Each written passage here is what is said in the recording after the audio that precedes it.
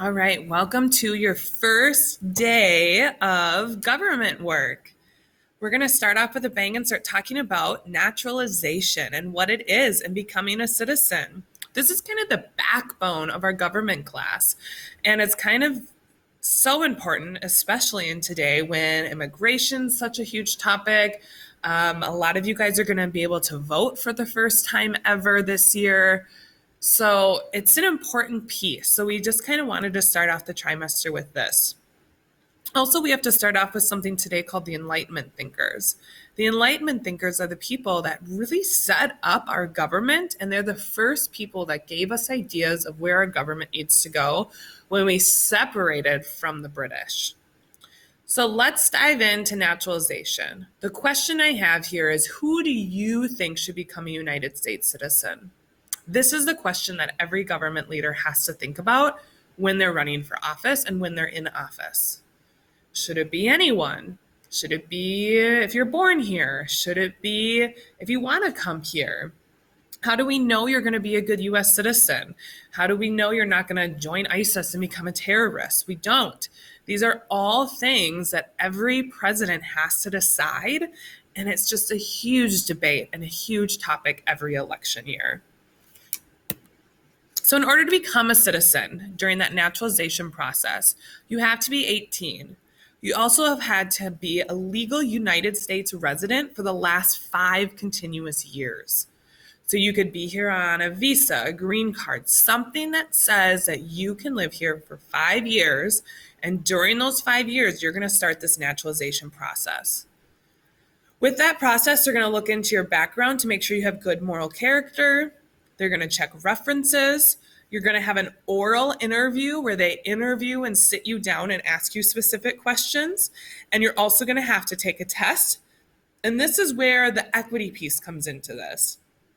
In the United States, English is not our official language, but your citizenship test is in English. So if Spanish, let's say, is your first language, you're still expected to know how to read and write in English. So that's kind of interesting, and that's been a hot topic of debate in a lot of immigration discussions, and a lot of people don't always know that the test is in English, and it's kind of doesn't make sense, especially because we don't have an official language written down anywhere. How are some ways you can gain citizenship, and how can you lose citizenship? Yes, you can lose it. Even if you are a United States citizen, you can get your citizenship taken away from you.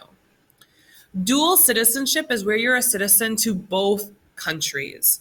I actually worked for a principal early in my teaching career who was born in Australia, met a woman from Minnesota, got married. He is a dual citizen of Australia and Minnesota.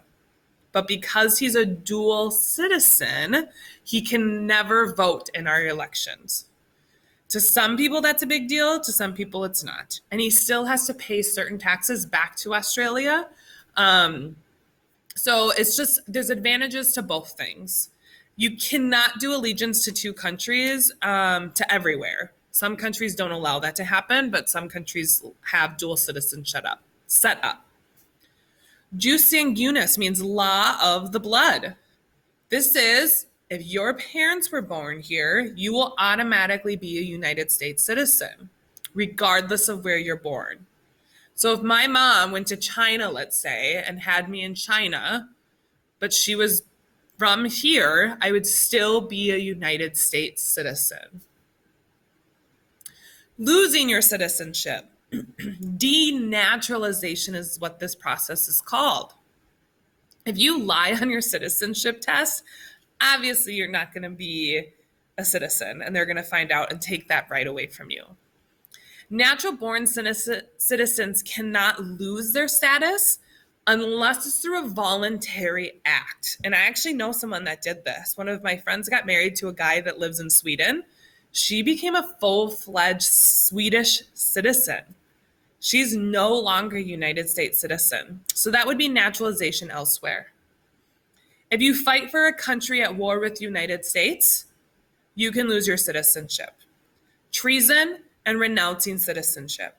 So if you go on Twitter or something and post a video I don't know, this is a bad example, but like you're all for ISIS or whatever, you could possibly have your citizenship taken away based on terrorist threats. So citizenship's a big deal. And I think we take it for granted quite a bit because so many people are fighting to come to our country and so many people are jealous of living here. And I don't think we always put that into perspective.